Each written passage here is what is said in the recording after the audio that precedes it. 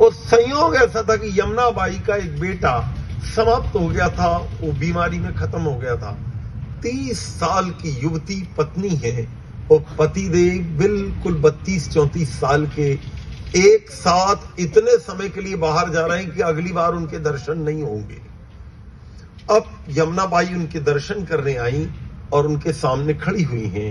उनकी आंखों से गंगा जमुना बह रही है और वहां भी वही प्रसंग आया जो प्रसंग मैं आपसे निवेदन कर रहा था। और उन्होंने बोला, कहने लगे, आप जा रहे हैं, आप यहां से जा रहे हैं, मेरा क्या होगा?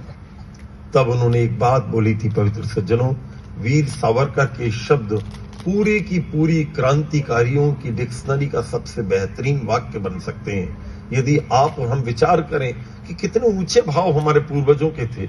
उन्होंने कहा, यमुना बाई देवी, ध्यान रखना, गेहूं बोने से गेहूं निकलता है, चावल बोने से चावल निकलता है, लेकिन जब जीवन की आहुति दें तो उसमें से राष्ट्र निकलता है।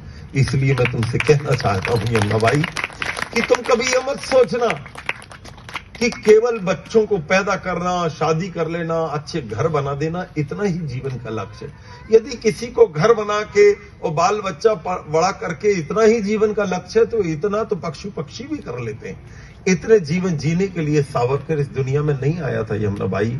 मैं तो राष्ट्र माता की आराधना, मुझे इस बात की प्रसन्नता है कि मुझे आजीवन कारावास 2 बार का यदि दे रही है अंग्रेज सरकार, तो इसने ये तो मान लिया है कि पुनर्जन्म होता है, क्योंकि अंग्रेजों की कॉन्सेप्ट में तो पुनर्जन्म ही नहीं होता था। इन्होंने 2 बार का आजीवन कारावास दिया है, इनके मन में ये आ गया है कि पुनर्जन्म होता है। मैं इस प्रसन्नता से तुमको छोड़कर जाता हूं।